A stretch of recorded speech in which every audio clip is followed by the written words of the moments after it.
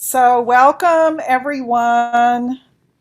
It's always so happy to see Shola's smiling face, this big heart, and just your presence in general is very amazing to be in connection with. And so, we are now on session 4, which is entitled Though Hope Seems Frail, It's Hard to Kill the Evolutionary Gate of Love. And that's beautiful. And so, with that, I'll turn it over to you to do your presentation. Thank you, Shola, as always. You're most welcome. So good evening, everyone. Well, it's good evening here. It may be good morning or good afternoon where you are. And it's good to see your faces again. And I'm just going to scroll through and just see your faces and see your names, just to get an idea of who's here. Excellent. Thank you. It's good to see you all. So, though hope seems frail, it's hard to kill. The evolutionary gate of love. And as an invocation, I'd like to read something that I wrote, which is love as an evolutionary imperative, a force for stepping through, transforming fear and pain into courage and compassion. Love is at the heart of empathy, of Ubuntu, the African proverb that recognizes that I am because we are, and we are because I am. Love is at the heart of clear vision, enabling us to see beyond the mundane and petty realities of truncated understanding and boxed-in perspectives. Love always allows us to connect to the divine because love is divine. And I wanted to open with that invocation because, as Kathy shared earlier, this is a time. It is a time when love is in serious need.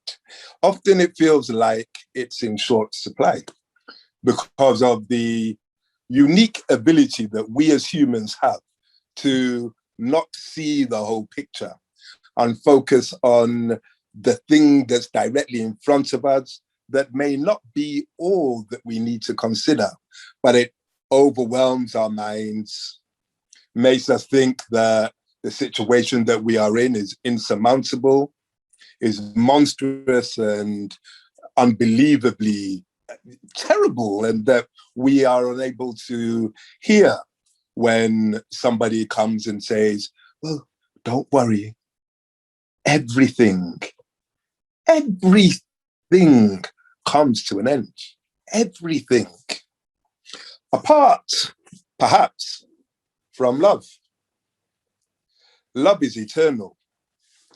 And when we consider what that means, and each of us would do so in our own way, because I would like to reiterate, as I always say, that the wisdom in this group is in the group. The wisdom is not in me. We have a saying that the ancestors will always find a mouthpiece. So if you like, you may consider me a mouthpiece, but that is all. And I convey the wisdom that is here at this moment, that is present in you, this group. And that's what I speak to at this moment. And so if we consider the absurdity of believing that there is no divine, if you like that word, or universal, if you prefer that word, or vast or source, imperative behind creation. And why I say absurdity is for the reason that if I was stranded on a desert island. And I came across a pile of bricks arranged in perfectly geometrically correct, balanced concentric circles on top of each other in a kind of cone-shaped pyramid. I could imagine that perhaps a strong wind had blown them into this shape, that perhaps a storm and the sea had randomly arranged these bricks into that shape. However, there are very few humans that would. Most humans would look at that, see the perfect geometric pattern, the stacking of bricks on top of each other in ever decreasing concentric circles, resulting in a tip and a wide base, and say, someone must have put this together. So then why do we look at the universe? If we start with ourselves, how can we look at our bodies, understand anything about the endocrine system, know that we have serotonin and cortisol and these hormones that cause different reactions, know that every human is neurologically equipped with a fight, flight, fright reflex. Even those without use of arms and legs still have this reflex, even if they are not able to act upon it. Why would we consider the configuration of our cells with the nucleus and the elements that move around the center of the nucleus and the way in which our nerves carry information through electricity to our brain, and consider the way in which trees convey information through their roots via electrical impulses, and consider the way that the storms carry these electrical impulses, and the way in which the electrons circulate the nucleus and the planets circulate the sun, and see all these correspondences and consider that this is all random, that there was a random Big Bang and everything just fell into place. My father always used to say, if that is true, if we are able to get to the point, zero, zero, zero, zero, zero, zero, zero, after the creation, we still are not able to explain what zero is. And it's that inexplicable nature that I'm speaking to. And in my conception, love falls within that bandwidth of the inexplicable. Love is transformative. Love has done so much, even as a quick anecdote, I don't know if you all know of he calls himself a peak development coach, or at least he used to. He's called Tony Robbins. You probably have heard of him in the States. And I went to a seminar run by him a long time ago, and he relayed this anecdote of Ronald Reagan and Gorbachev on a plane. And they were arguing, trying to come to some kind of arrangement. And Ronald Reagan would say, well, you Russians have taken over this and that. And Gorbachev would say, well, as for you Americans, you've done this, and so on and so forth. And at one point, Ronald Reagan stopped. He looked at Gorbachev, he smiled, he held out his hand, and he said, hi, Mikhail, I'm Ronald. Let's start again. And apparently that changed everything and led to all the accords that the US and the USSR finally came to. And although one might say that wasn't deep and profound love, at its heart, it was love, a desire to bring energy to bear in a fractious situation. And so today, I am really hoping to go on a journey with you all and explore some aspects of this divine force.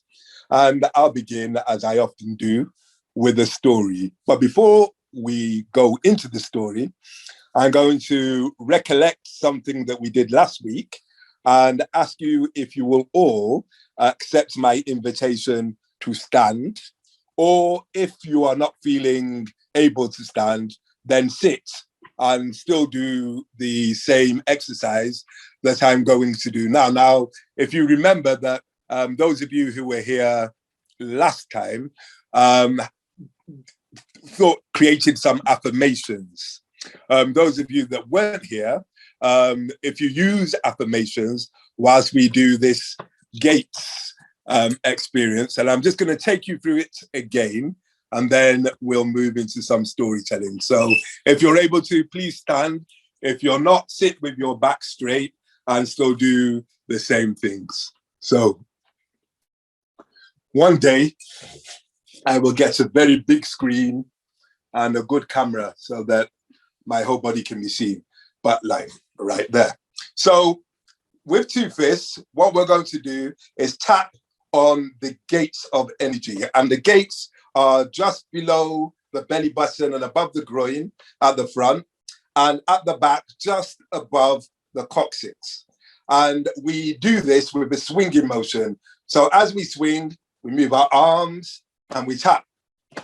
And after we tap here, we're going to move to tapping here, just on our breast, just above the breast there. I'm going to tap, and then we're going to move to tapping just at the back, above the shoulder blade or at the shoulder blade, but doing the same move.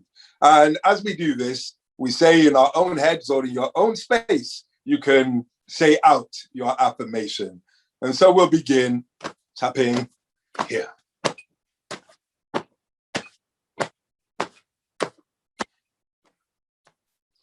And if you're sitting down, you can do this still. You may not have as much movement in terms of swinging, but you'll still be able to tap in these gates.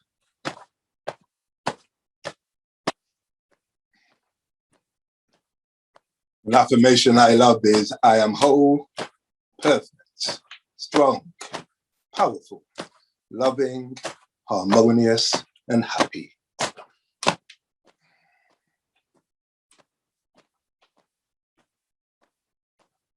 That's right. You don't need to beat yourself up. So this is a tap as opposed to a whack. Now to the chest.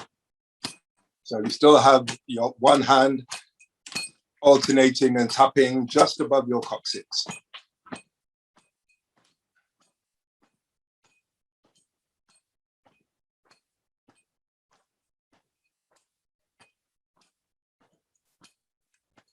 I am whole, perfect, strong, powerful, loving, harmonious, and happy.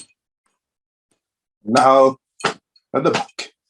And you can do this in your own time. You can follow me, or you can follow your own pattern. It's fine.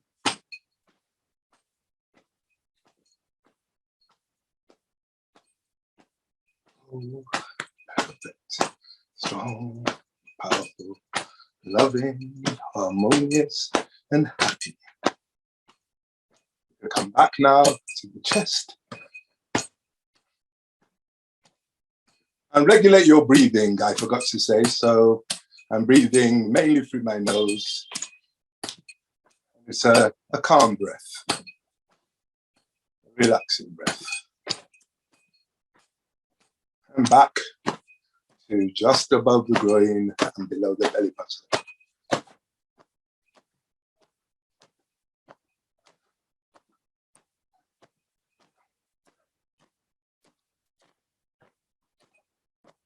Okay, and we come to a stop and just feel that there's a ball of energy in between your hands. And if you find it difficult to feel that, just imagine that it's there and imagine, play with it. So see if there's a resistance in between your hands, similar to when you have the same pole on magnets pushing away.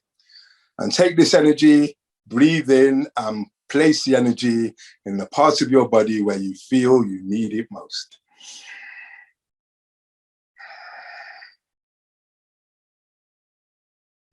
And let's go back to seating.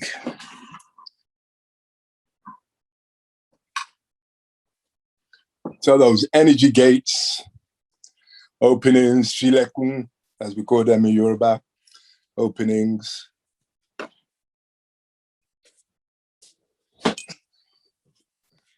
Hands up if you're feeling warm.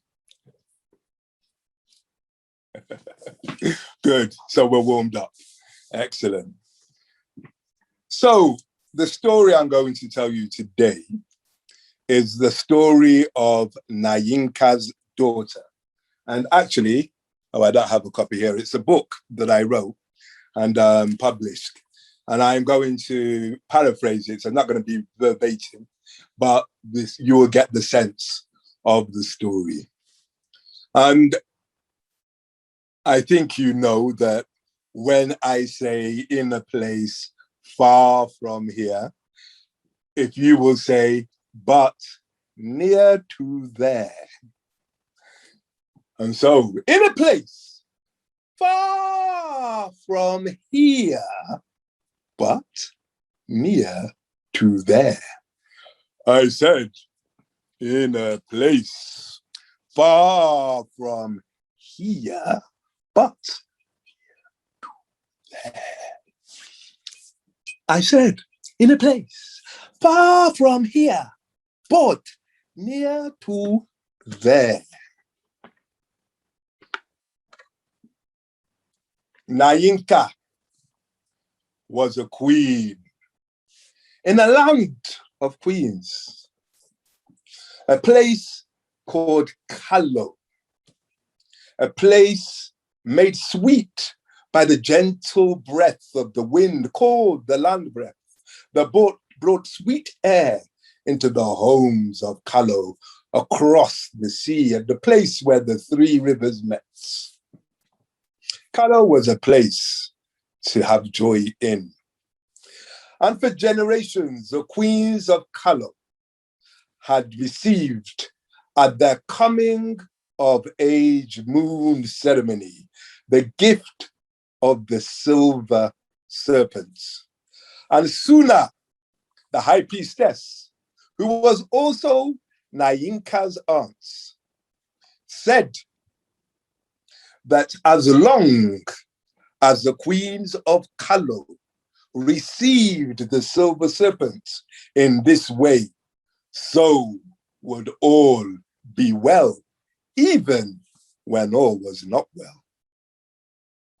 So Nyinka received the gift of the silver serpent, and she danced the dance of Nyoka, the serpent dance, and she danced Nyoka, Nyoka, Nyoka, Nyoka, Nyoka. And as she danced, so the vortices of the earth aligned in her body, and she knew herself. Nyinka's reign was said by the old ones to be the most incredible reign since the people of Kalo had left their ancient land, chased from there by the desert kings.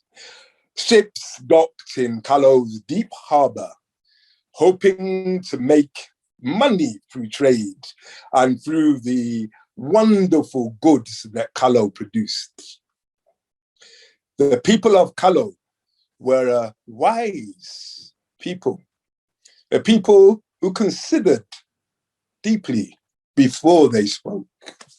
And so, as well as material wealth, people came to Kalo in order to experience and learn from the wisdom of the people of Kalo. In her time, Nyinka herself had a daughter. Her daughter was also in line to the throne. And in fact, it was on the year that her daughter received the silver serpent in her turn that everything changed in Kalo. Everything changed in Kalo. And that is why this story is called the story of Nyinka's daughter. And her name was Ashe. Now, Ashe was on the beach in the place where the three rivers met, feeling the surf and the spray from the collision of the mighty waters. It was the best place in Kalo to do exercise, and Ashe loved exercise. Most of all, she loved to wrestle. And she was wrestling. Now, what you should know is that during the receipt of the silver serpent, when everything changed in Kalo, the reason it changed is because a pestilence, which I suppose is kind of current today, a pestilence, an epidemic began to infect the people of Kalo. But it was not a disease of pestilence, of boils, of running noses and fevers.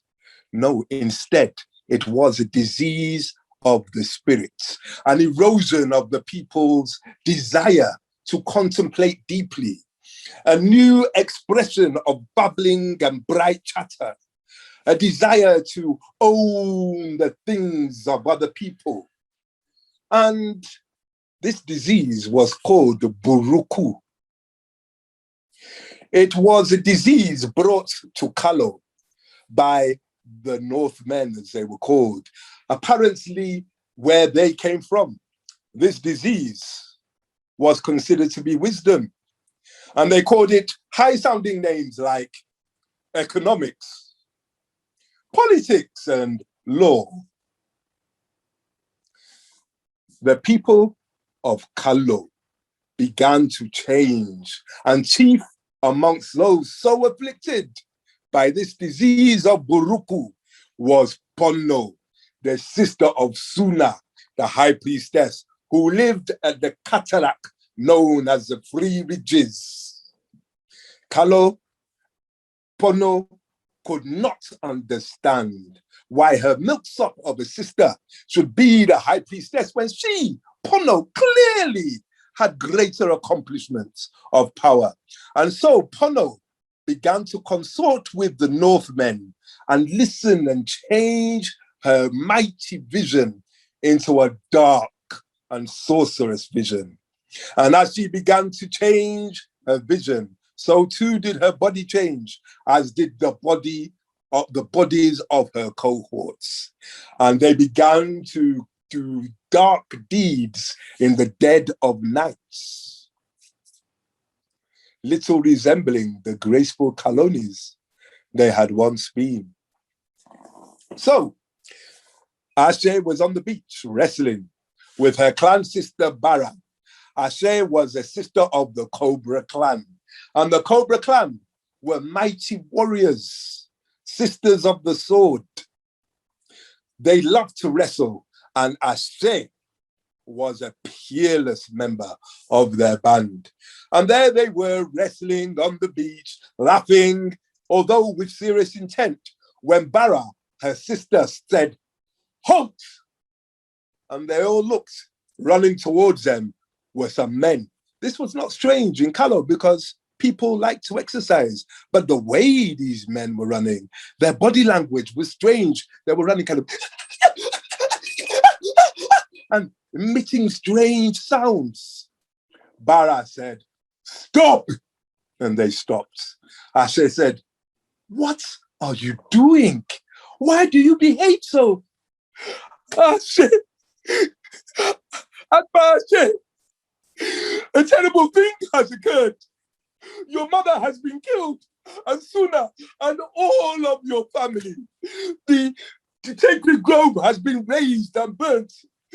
Your aunt, Pono, is the cause of this, and her dread wildebeests. And as they said this, they themselves began to change, their jaws lengthening, their bodies shrinking, their hands becoming crabbed. And they said, "And you too shall be killed, Ashe." And at that moment, Bara removed the head of the offender with sublime grace. And the sisters destroyed those wildebeests. And then Ashe said, if what they said was true, We must return to the Grovelands. We must avenge our parents, and we must defeat this Buruku. The sisters agreed, and they began to run towards the Grovelands, heavy of hearts and heavy of soul. And as they reached the Grovelands, they saw a dark pall above the trees, those that were still standing, because the majority of them had been burnt to the ground. And they saw a horde of weird beasts before them, slavering over the fallen bodies of their kin.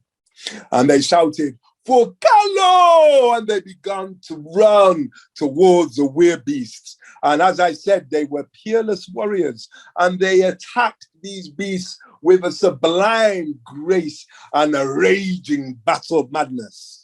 But there was too many of these beasts, and eventually it was clear that the sisters would be overwhelmed. And at that point, Ashe found love in her heart and prayed to her ancestors and said, "Forgive them." And the snake, the silver serpent at her waist, began to glow warm. And she picked it up and held it up. And suddenly the sisters were again imbued with strength. And they began to fight still until the werebeasts were running in a rout away from the maddened sisters. And it was at that point when the ground split in a mighty quake, and out of a crevasse rose a reptilian winged creature that looked at Ashe and said, "Ashe, how do you like me now? I am your aunt, Pono. It is so kind of you to offer yourself to me like your useless mother and my sister. I shall take you now." And so saying, she breathed a gout of electric saliva towards the sisters. And it was only their reflexes that saved them. And so they entered into a dance, a deadly dance, evading this dragon-like creature, knowing that the stamina of this creature was beyond anything that they had. And Ashe began to give in to despair.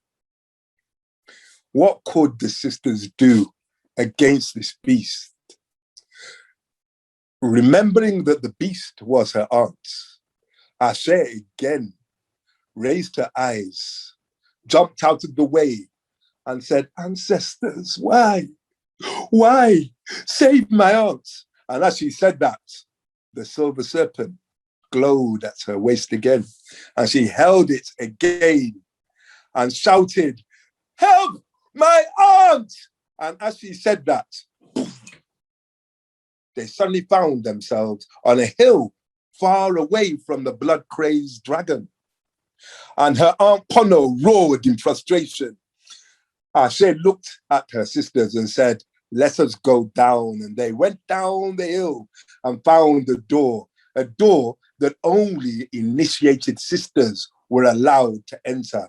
In the bottom of the hill, it entered into a cave circular in aspects. And on the ground in this cave was carved the circular serpentine spiral of a snake, a gigantic snake.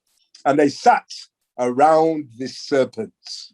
And Ashe said, "Sisters, there is nothing we can do. What we must do is awaken the gift of our ancestors. We must address this with love.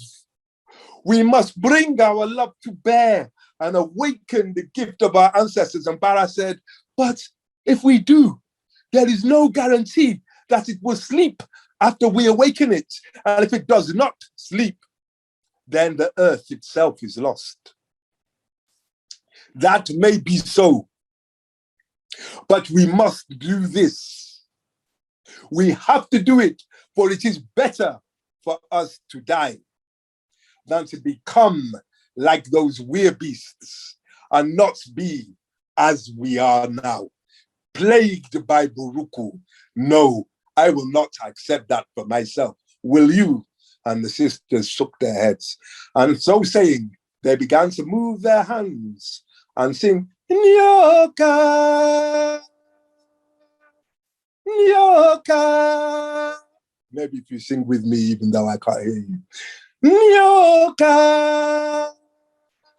Perhaps a movement in there too, even. Nyoka. Nyoka, nyoka, nyoka. Nyoka. Nyoka.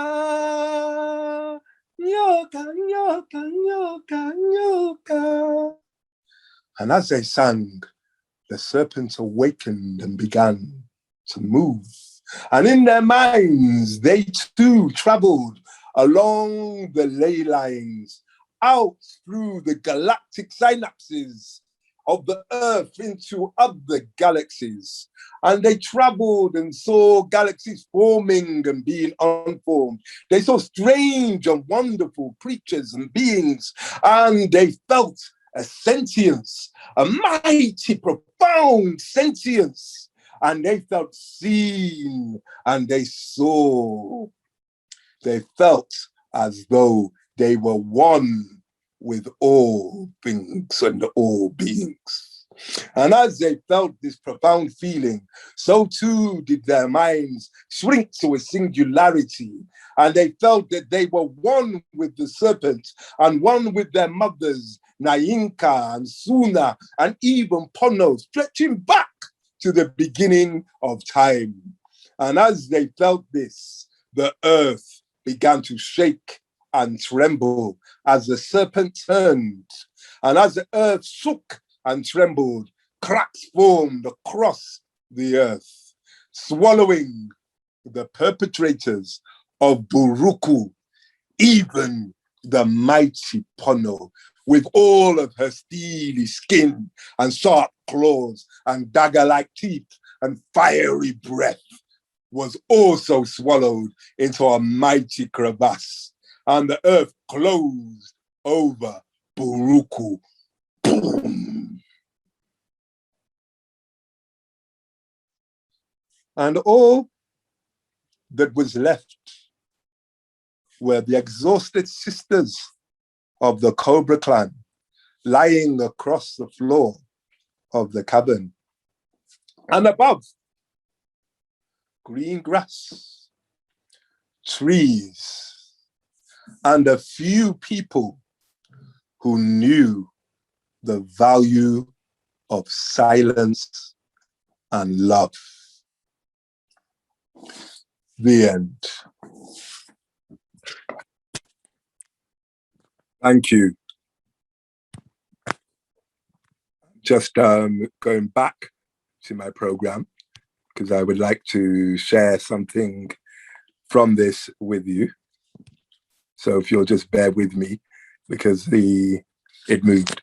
Yeah, so this story, Nainka's daughter, it's a story that is predicated on the feminine principle. And this, and you will have noticed the motifs of the moon in there too. And of course, the serpent is, if you like, our spinal cord and our kundalini and various other things are related to serpents, and the connections across the earth, the ley lines, the galactic synapses are all an intimation of the intuitive knowledge or the intuitive wisdom that we are all connected. We are all connected. And when you consider this fact, then things like sexism, racism, isms, schisms, gender, phobia, all of these things become sadly nonsensical and nonsensically sad.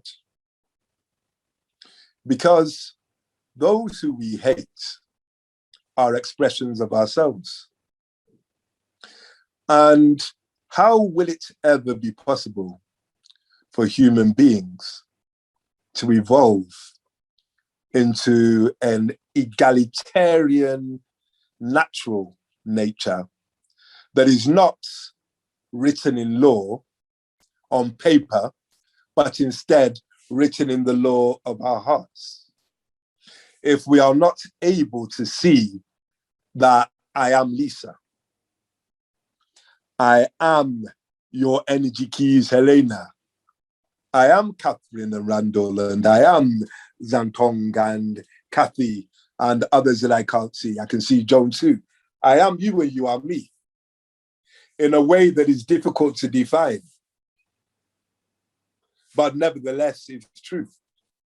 So when one race feels superior to another, that race is actually shutting itself off from true evolution, for it does not accept the wisdom of the other and therefore cannot grow as a true entity, a human entity, because all of our wisdom is needed to evolve.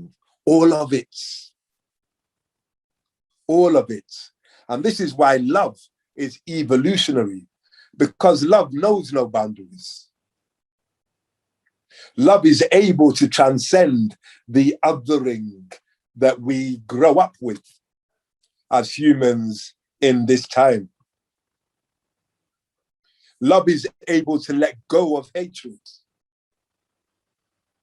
And just as a quick aside, why is letting go important? Well, I don't know if you know how they catch monkeys in some places, but what they do is they bore a hole in a coconut and they put some food inside the coconut. And the monkey comes along to the coconut and, oh, okay, so it's that way around. Comes along to the coconut, puts its fist in the coconut, and because it refuses to let go of the food, even when the hunters are coming, they catch the monkey with his hand stuck in this coconut, unable to move. Because, oh yeah, they obviously chained the coconut down. So the monkey's there. The monkey could escape at any time, just by letting go. Just by letting go. But the monkey is blind to the reality of its own agency, its own situation. And I would posit that we as humans are very much like that. I would ask you to think for a moment of who or what you can't forgive. What is it that they did to you? Who did it? What would forgiving them mean to you? Would you be able to forgive yourself if you forgave them for doing that? Surely they deserve to be punished. Surely all the white people here deserve to be punished for what you have done to my people. Slavery, colonialism, racism, prejudice. Surely, if I have power, I will do it back to you. Surely, would I? If I do that to you, who am I really doing it to? When it was done to me, who was it really being done to? When the Germans in the Second World War, the Nazis in the Second World War, were gassing the Jews, who were they really gassing? Really, in the grander scheme of things, were they allowing themselves to evolve into who they were supposed to be? Or were they cutting themselves off from a reality that would have nurtured and nourished them? These are things to consider and to consider deeply. I don't claim it to be easy to let go of the things that happened to us. When I was a small boy, I first encountered racism through name calling. And also when I was at school, which I think in America you would call it grade 8. I think grade eight is 12-year-olds, I think. I was 12 then. And I was ostracized by my whole class because I grew up in a white area in a place called Disbury in Manchester, although my parents were from Nigeria and I was imbued with Yoruba culture, but I lived in this place. And I was a very friendly person.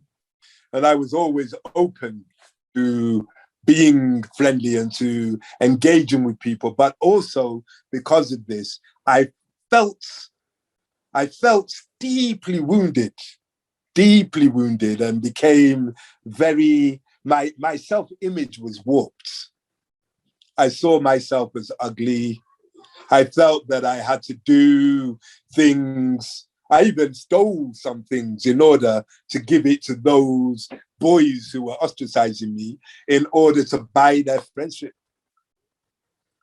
And for a long time, I felt that I was living with that trauma. Remember that trauma is what traumatizes you. It doesn't have to be something that would traumatize somebody else. And people often say, well, is that why you're traumatized? I mean, for good grief, I was in a war, etc. It doesn't matter. Trauma is what traumatizes you, what traumatizes me.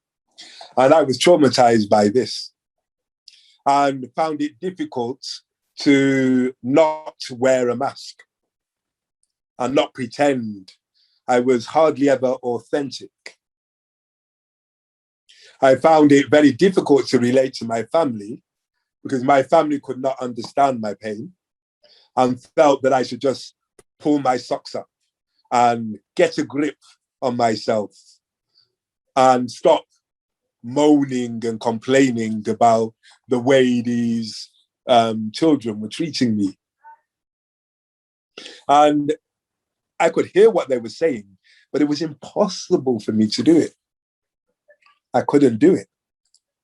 I just felt the pain and laughed along with my friends when they made racist jokes and allowed myself to be manipulated into all kinds of compromising positions and events and things, all because of the way I saw myself. My mantra was, I am worthless. Although I didn't know I was saying this to myself. I didn't know. I put those boys on a pedestal. I felt they were better than me. And I felt that they were better than me because they were white and I was not. And this all changed, of course, because I don't think these things anymore. But I share it with you so that I am empathizing in a way with whatever your trauma may have been. And this empathy is acknowledging that some people feel as though they don't deserve to respond to their trauma because they consider other people's greater and more profound. But I would say again that each one of us is manifest on earth in order to have a unique experience. So one has unique trauma. Even those who were gassed in the gas chambers still experience this in their own unique ways. Others who were treated as I was responded in different ways. Some people, my brother, for example, did not respond as I did. He responded by beating up the people who were insulting him and abusing him, and they stopped, obviously, because they didn't like the pain of his fists. But I wasn't of that nature. I was always about making friends, not breaking friends. So anyway, this all changed when a couple of boys from Zimbabwe joined my school when I was in the sixth form, which I don't know if you have a grade 12 and a grade 13, but This is when one is 16, one has done one's basic exams, whatever you call them, and is now moving into advanced studies. And these boys came. And honestly, it was like a breath of fresh air because I was able to see people who looked like me who were so strong. And they were very strong-minded and strong-willed. And they were not abusive or aggressive either. They were just strong. And I changed what I saw as a thing for me to valorize. I started to valorize them and recognize that in valorizing them, I was valorizing me, because what I liked about them was an expression of me. I could see and feel that they were like me, but I had been hiding from myself, whereas they were living as themselves. And so that gave me permission, if you like, an invitation to self-love. And I've been on that journey ever since. And I would say that part of the reason why I wrote, although hope is frail, it's hard to kill, which is actually a lyric from the song. Hard to kill. It will probably come back to me who it was. But it's the lyrics from the song. And it's a lyric that means a lot to me because I felt like I was worthless. I felt like I didn't have self-confidence. I was afraid of public speaking because I didn't want to be seen. I felt that my lips were too big. I felt I was too ugly, all of these things. And it's self-love that transformed all of that. Self-love that stops me. In fact, interestingly, when I changed my perception of myself, without actually fighting anybody, people stopped abusing me. It was quite amazing. They just stopped. It's like they couldn't see me anymore. They picked on other people instead. And that was purely because I learned to love myself. Though hope is frail, it's hard to kill. The evolutionary gate of love. I feel as though I have evolved more into who I was manifest to be. I feel as though I came to this earth to be me, more like the me I am now than the me I was then. But the me I was then was a crucial stage in the journey to becoming the me that I am now. Just as the me that I am now is a crucial stage into becoming the me that I will be. And the me that I will be is definitely defined by the me that we are. The me that we are. If you can get your head around that weird sounding concepts. And so when we appear on Zoom, and I'm really, really looking forward to the possibility that we will one day meet in person as well. But when we meet on Zoom like this, I mean it when I say I am glad to see you, because I am seeing me. And when we interact, as we are going to do very soon, when we interact with each other, I truly am learning. Some of the things that you feed back when I give you certain provocations around particular words, some of the things that you feed back, I write them down because I'm thinking, wow, yes, yes, yes, yes. I didn't quite see it from that particular perspective. And I'm sure that this is going to be the case today as well. Now, having said all that, I would like us to consider these few things. So one of the things, or one of the set of things, is what I said earlier. If you remember last month, or a couple of weeks, time goes so fast. Last time, I mentioned that there is a way of looking at things as what happened, what did I make it mean? What did I make it mean? That's the most important part. What did I make it mean? What happened could be horrific.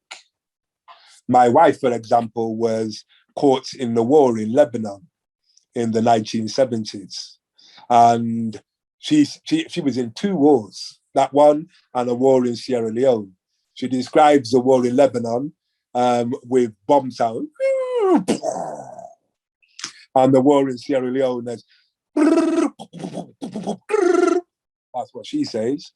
And if she walks into a room and somebody surprises her, she goes into shock because the trauma is still there, although she's had therapy. But some things, they can become ingrained. But nevertheless, she understands that it is what happened that has resulted in the trauma, but that the emotional reaction, not the shock, but the emotional reaction to pain is because of what she made it mean and how she sees herself as a result of the experiences that she had. And I'm positing that this is true of all human beings and of all cultures, always from the beginning of time. I might not be right. It is, after all, just a posit. It's a position I have. And it's an offering to you. You may or may not agree with me, but that's where I stand. And because of what we made it mean, we then face the world inauthentically. We wear masks. Often in the Western world, those masks are professions. Yes, I'm Dr. such and such a person. I am an expert in cardioendocrinology. I am blah, blah, blah. Yes, I climbed 4 mountains last year. I run 50 miles a day, and I am really one of those people that does ... And we kind of talk about what we do instead of who we be. And it's very common, I'm sure you've experienced people saying, so what do you do? And that's an opening gambit. I have never yet heard anybody who meets me for the first time say, so who do you be? Imagine that. What an interesting question. Anyway, so we wear these masks. However, who we were, the innocent that was pained, is who we actually are. That innocent never went anywhere. We sometimes don't see that innocent behind us shouting our names. Let it go. See me, see me, see you. So what I would like us to consider is, what if we did see that innocence in ourselves? What if we understood that that innocent is who we were created to be? Yes, we learn things as we get older. We learn wisdom. We learn practicalities. We learn to love if we're lucky, to hate otherwise, or to be indifferent. We learn. But whatever we learn, we still remain that innocent that we were born to be.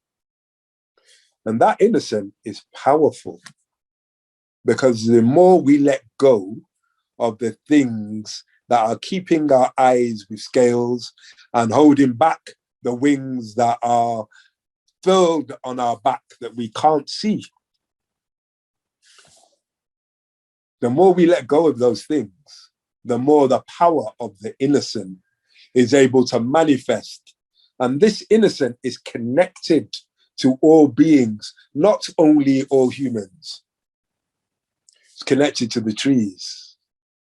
A friend of mine says, if we're going to make an action, shouldn't we ask ourselves, what would the trees say about this if they could talk? And I agree. What would they say if they could talk? Do the diamonds, which are rocks, really want to be taken from the earth? What's their function? We don't know, because we look at how they look instead of what they are. So we know nothing about the beingness of rocks or diamonds. We don't know why they're there. We have no idea. I think the First Nations people of the Americas have a greater inkling into why diamonds are there, and which is why they say that they would not rape their mother by mining. So the provocation is this. We're about to engage in a visualization, because I love visualization. And the prompt for this week's visualization is that we are going to meet our future selves. And our future selves are evolved selves. Our future selves, in the African life cycle, we are born, we come from the spirit world. We're born. We become teenagers, adolescents, we are initiated. We become junior elders, we are initiated.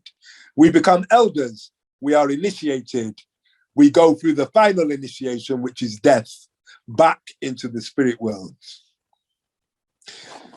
So the conceptualization is that our future selves are the same as our original selves. They cycle back.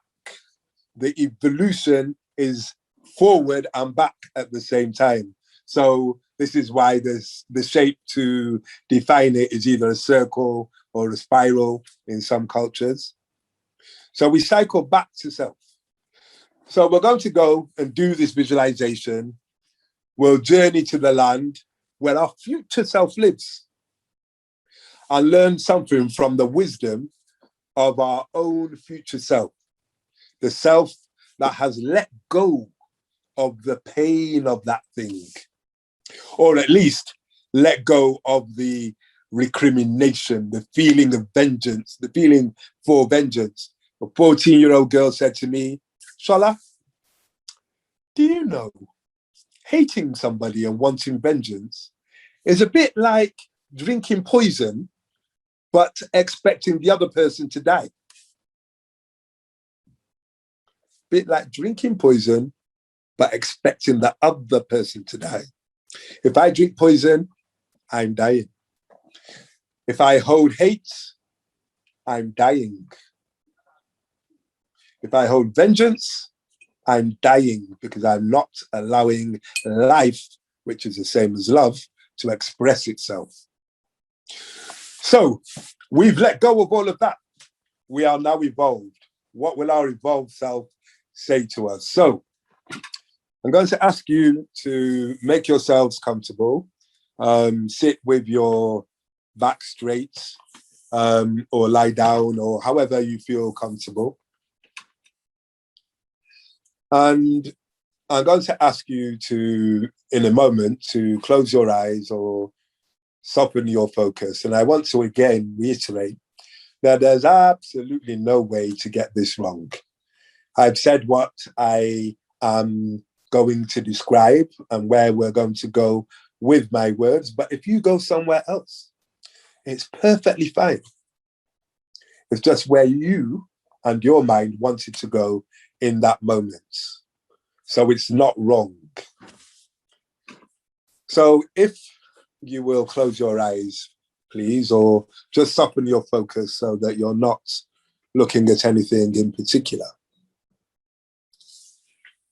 And just begin to pay attention to the feeling of the breath in your nostrils. The actual felt sensation of the breath as you breathe in and out of your nostrils, or if you have a code, your mouth. Just pay attention to that sensation for a moment. And if your mind wanders, just gently bring it back to focus on what you can feel, for your breath and your felt sensations are always in the present, in the now. And as you breathe in and out, you can begin to notice that you can also feel the sensation of your breath in your chest and in your nose or mouth at the same time. Breathing in and breathing out. And perhaps you notice that your attention deepens into your belly, and that you can also feel the sensation of your breath in your belly, your chest, your nose or mouth at the same time. Just paying attention to the felt sensation of your breathing. And as you breathe out, perhaps you can feel your body getting a little bit heavier. Maybe your arms are dangling more heavily from your shoulders. Perhaps you can feel your body pressing into the surface upon which you sit or lie. And as you breathe out, perhaps your body becomes relaxed, increasingly relaxed with each passing moment, with each out breath. And perhaps you can imagine that in front of you there's a door. Have a look at the door. What does it look like? What color is it? Does it have a doorknob, a handle? Maybe reach out with your hand and touch the door. What does it feel like? You could even reach out and smell the door. Does it have a smell? Beyond this door is the land where your evolved self lives, your future self. And in a moment, we're going to go through the door into the land where your future self lives. And you can do that now. Open the door and go through to the land where your future self lives. What does this land look like? This land where your future self lives. Are you inside, outside, or somewhere else? What can you hear? How do you feel? What can you see? And you can call your future self to you and wait for it to come.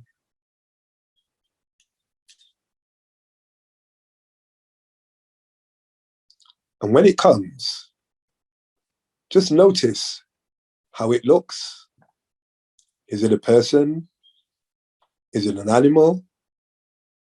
A being? Or something else? Can you see it?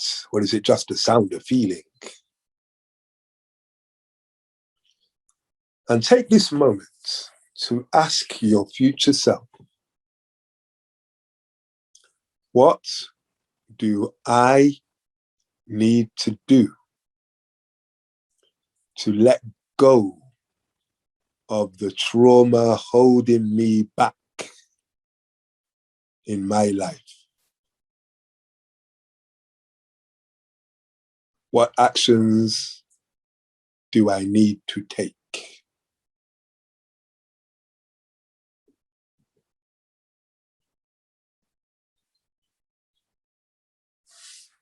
and take a moment to listen for the answer.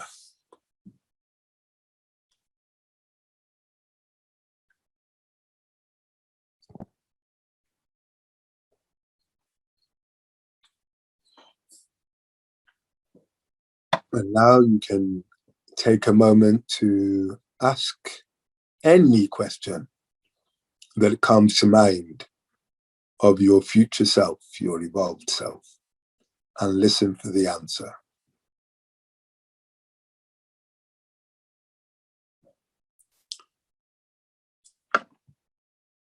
Now, perhaps your future self gives you a gift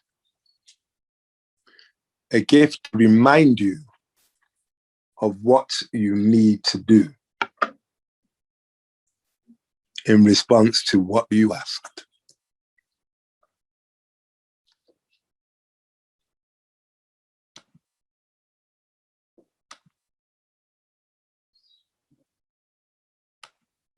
Take a moment and see what that gift is,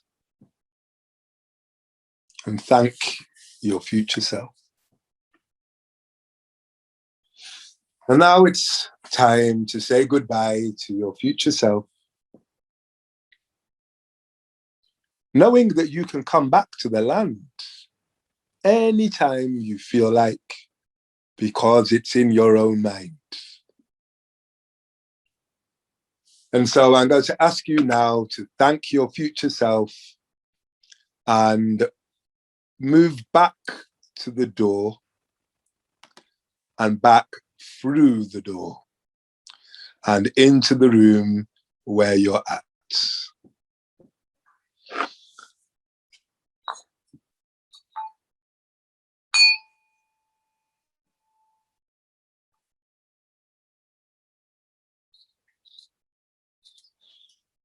And you can begin to stretch back into presence in the space where you're at.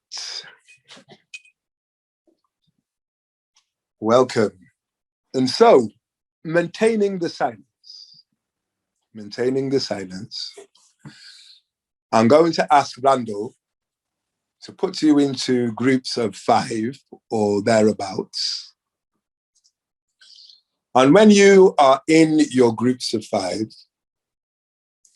I'm going to give you 15 minutes to share. So that will be 5 minutes each. And you can share by being silent. You can talk about your experience and the insights that you received, perhaps the journey itself, what gifts you got. If you've got paper, you can write down some of your insights as well. And then we'll come back and we'll do perhaps a group sharing then. So, are there any questions, or is everybody clear? You're going to go into a room. There'll be 5 of you or thereabouts. You will each have, did I say 5 minutes? 3 minutes. 3 minutes to share your whatever you wish to share, or to remain silent. And all I will ask is if a person remains silent, that you all remain silent. And resist the urge to talk generally about general things. Stay with feedback. Stay with sharing your experience. So, if there are no questions, Randall, whenever you're ready, please do your magic. And please choose a timekeeper, somebody that will keep time for the 3-minute sections.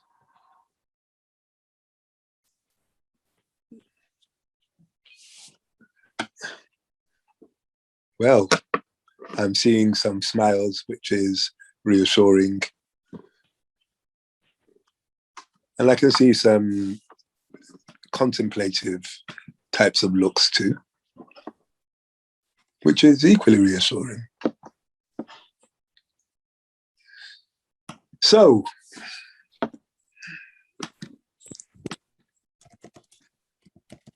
what I would ask you to do now is to write a paragraph,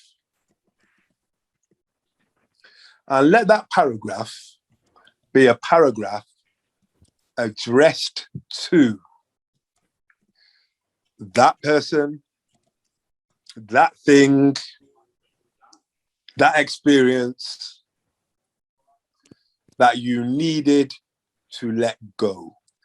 And begin this paragraph with the words ... experience name, whatever, person name. I forgive you because. And I'll give you, let me just look at my watch. 34. I'll give you 5 minutes to do that. You can always continue yourselves later on, but it'd be good to get some feedback. So you're going to write at the top of the page ... So that ... means a name, dear dad, you know, dear homophobia or whatever. I forgive you because.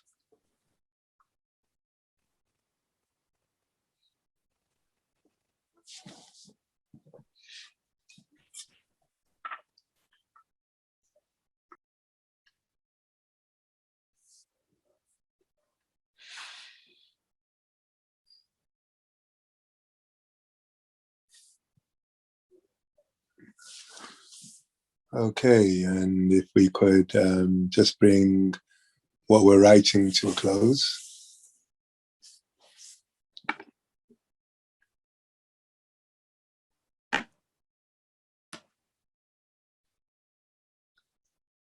So, in the interests of the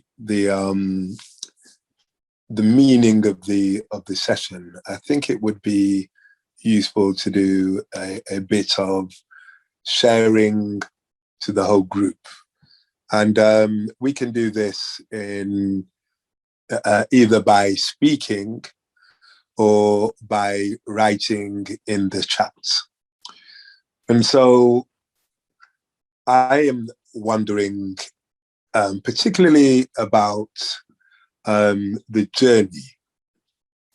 And if you have had some sense of journey today, if you have anything to share around that, or indeed anything around anything else that comes to mind, then please do.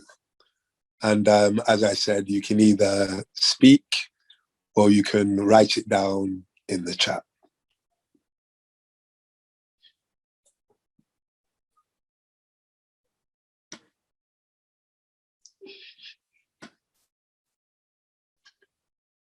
So I'm flicking through because you're not all in the same window. So I have to keep moving around to see if anybody's indicating a desire to speak.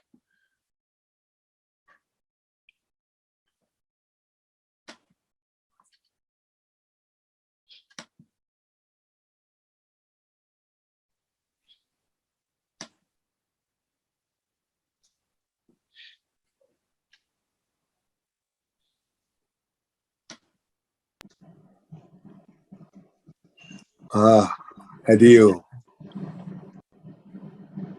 It was such a nice experience. When we were doing door, when we went through the door, I immediately dozed off, and like I was back to class. I didn't see anything.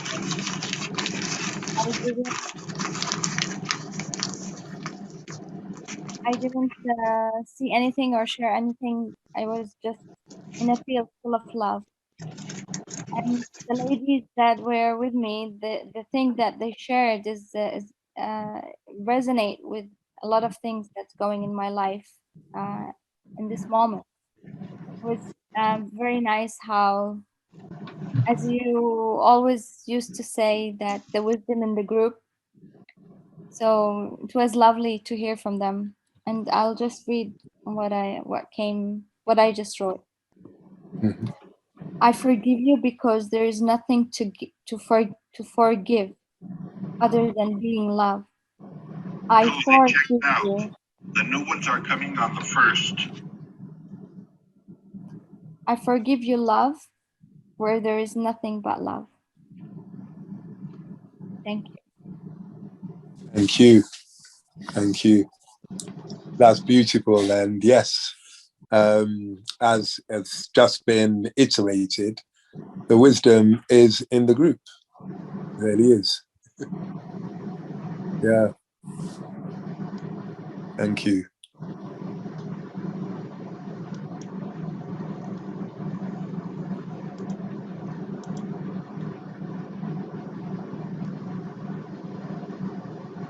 I'm scrolling through again. Let's see.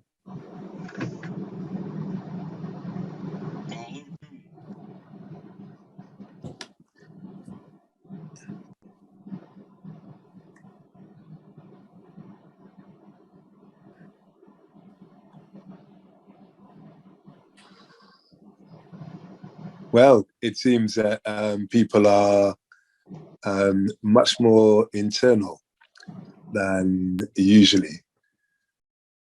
So I imagine that this may well be because of the very personal nature of what we've been investigating today, and that's not really surprising, actually.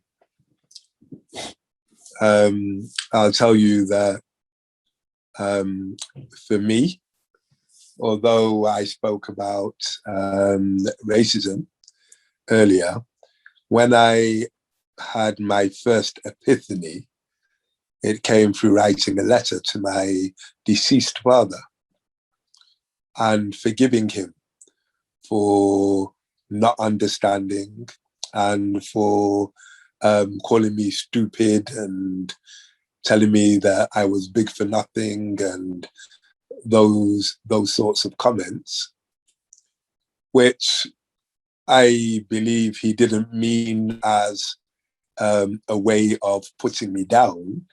I believe he felt that he was trying to push me into a more firm-minded, strong, like a more firm-minded strength. However, I definitely resented it, and when I wrote those words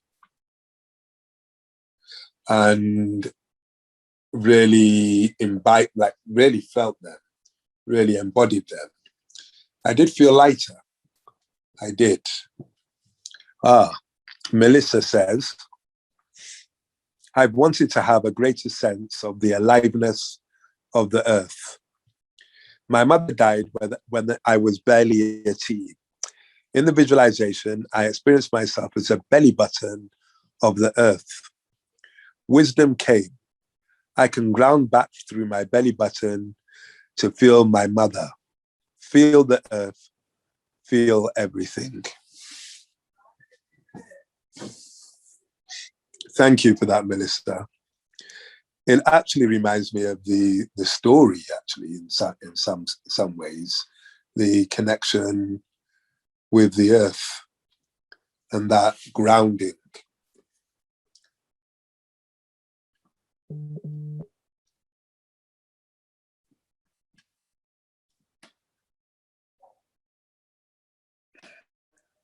Amongst the many African peoples, actually, consider the feminine principle as the most important evolutionary principle. And it's very interesting because in the 21st century, women in amongst the Yoruba will say, well, why can't women be the babalawo, the diviner? And the reason that the diviner is never a woman or the babalawo, not that diviners are not women, but that particular title is never given to a woman, is because a babalawo is a man who has to use divination to contact the feminine principle, that what they're tapping into is the feminine principle. And it's considered that women obviously carry this within them. So they don't need artificial means in order to contact the feminine principle. They are the feminine principle. And when I heard that, it gave me a deeper appreciation because, Ladine has a hand up. I do apologize. It's all Ladine, right. please. Go ahead, finish. Okay, thank you. Yeah, so we live in an upside down world. We cut ourselves off from our own wisdom by what we do to our women, by leaving girls in forests so that wolves can eat them because they're not boys, and by valorizing masculinity, even though out of control masculinity is in fact at the root of much of the illness, mentally, physically, spiritually, emotionally, that we see in the world today. So, in my view, you women actually are the keys to the salvation of the earth and the salvation of humanity. And that's a burden. It's a burden. And I say to my mum and to my wife and my daughters as well, just don't accept the lazy attitude towards life and towards compassion and towards love from men, particularly those that you have influence over. Don't let them get away with not sharing themselves and not talking. It's not that we have to be like really on them. What have you got to say? What have you got to say?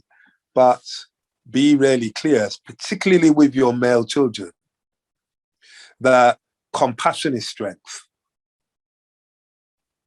that vulnerability is strength, that openness is strength, and that these are things of love. And we too, we men must be, that's the role of a father, in my view, is to recognize that my sons, for me to be a man that is open to the embrace of the feminine principle, to embracing the feminine principle in myself and allowing the women in my life to be who they are and not what I want them to be. That's a learning that I get from thinking about that. So Ladine, please, would you like to share? Yes, thank you. And I didn't mind waiting. I didn't want to interrupt you, but thank you. So I'm going to put my camera on, even though I don't have my hair done today. And so it's interesting what you said just now, because I just had a conversation about Black girl magic, and speaking to the feminine, you know, and how the feminine is within all of us, and how because of the isms so often I become too much and I need to morph myself in order to be acceptable and okay. So it was really, I could feel within me the impact of what you were saying, being a man, okay, and acknowledging that. So I appreciate that. but that the what I was going to say had to do with, and I think it's Hadel mentioned it, so I didn't want to be redundant. But when I was following the visualization, and what came to me in terms of healing, releasing, letting go the trauma, was forgive everyone for everything and love. And then what I felt was this resistance. And the challenge of embodying, walking out those words. It's easy to say forgive. It's easy to say love, but to actually walk that out and do the work to be able to walk that out moment to moment. So it moved me, and I'm appreciating the exercise. And it's a journey for me.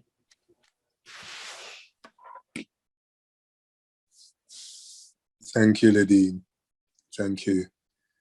Yeah, I think that's a very timely comment. Bye, Irene. Take care. Have a very good week. That's an important comment, because it really is easy to talk about love. Eckhart Tolle, I love this quote actually. Eckhart Tolle said that if you're an enlightened being, you have spent years and years on Wudang Mountain or in a sacred grove in the Congo somewhere, and you return an enlightened being. If you really want to test how enlightened you are, go and spend a weekend with your family.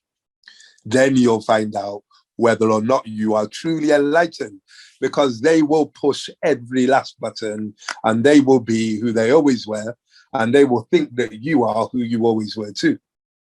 And they just will not treat you in the way that you feel that you now need to be treated, because you are now an enlightened being. They'll still talk to you in the same way they always did. And that's important, because I don't believe that it's not that there's no place for being with oneself in meditation, in spiritual isolation, purposefully, perhaps even vision questing, or a need for monasteries and so on and so forth. However, love happens here. Love happens where the dirt is, and the mess, and the aggravation, and the anger, and the disappointment, and the letdown, and all those sorts of things. They are almost like root soil for love.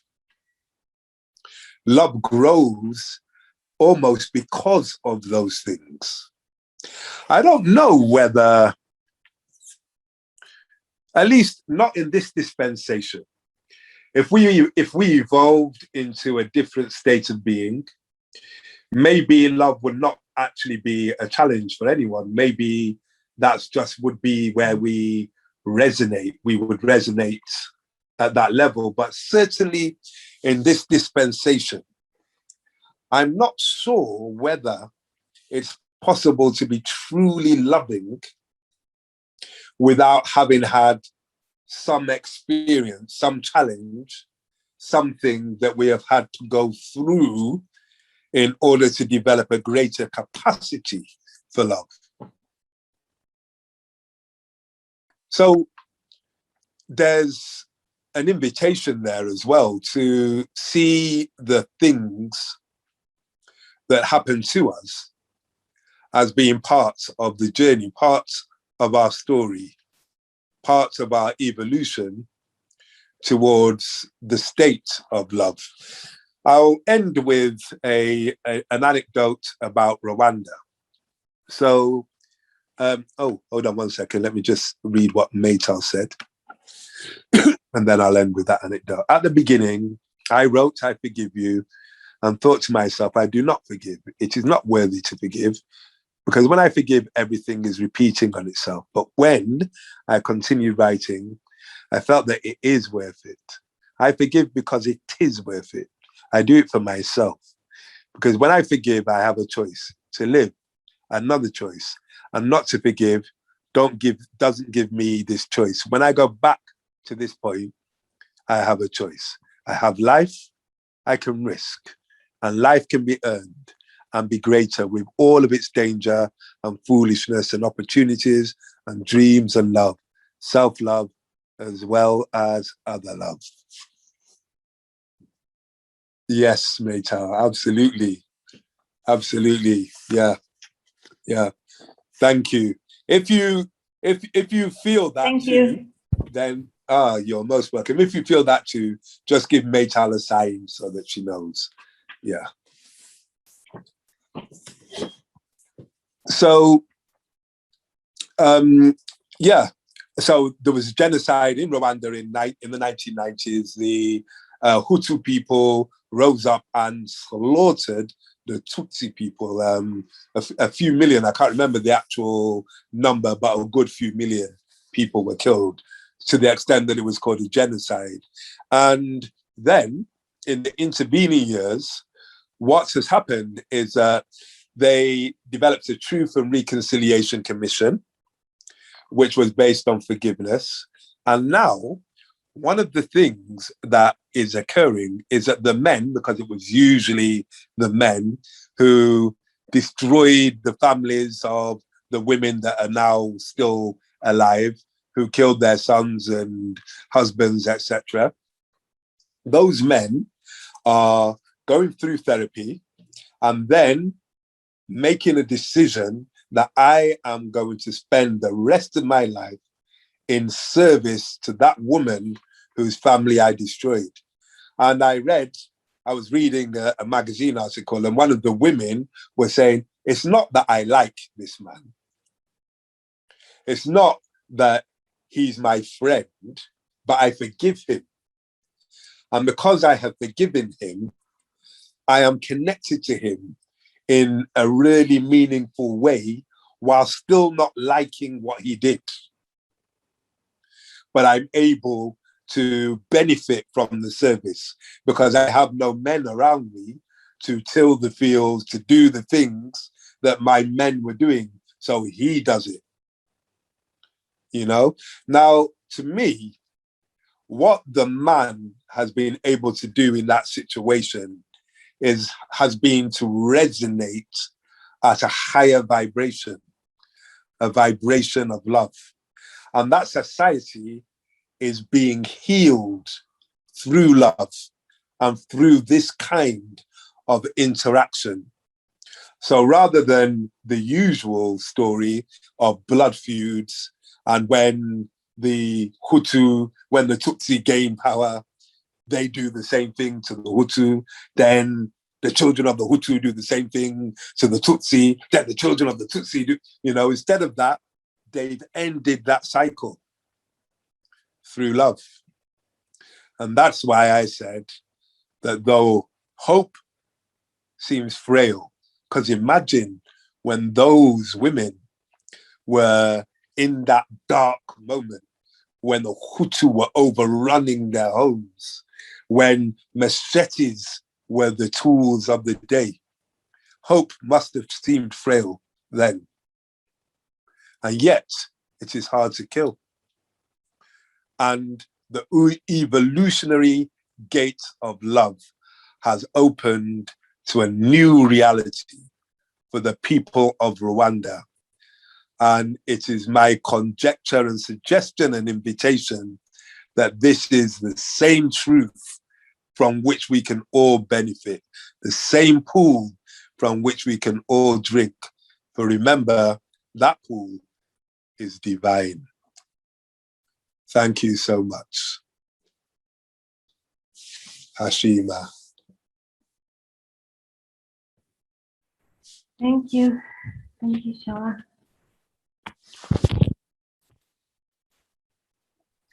Thank you so much. You're so welcome. You're so welcome. And just before Lisa says what she's about to say, I can see from her body language, I will say that please, please, please, oh, thank you. Please remember the ancestors will always find a mouthpiece. What I say is not mine, it's ours. So when you thank me, you're also thanking yourselves. So thank you.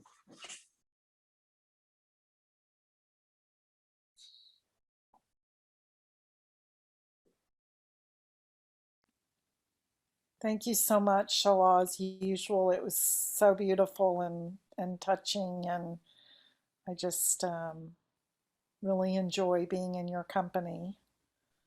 You're so heartfelt that it's very moving, and we're excited to have you again. Our session 5 is Homecoming with Gifts, Harnessing the Potency of the Self. And so that will be at June 17th. So we're looking forward to that We session as well. we moved to the 24th, remember? Oh, okay. Sorry about that. Thank you. So that'll be the 24th. And we'll be sending out an email announcement as well. So thank you. I never know what I'm doing until the day of usually. So good reminder, the 24th. So thank you, Thank you. everyone. Thank you. Have a really wonderful period of time until we meet again. And let's all keep that vibration of love in our lives and in our families, and just create change in our circles. And we can change the world like that. So yeah, thank you, people. I will see you again soon. Bless you. Thank you. Bye-bye. Bye. Bye, Maytel. Bye. Take care. Bye-bye. Lisa, bye, everyone.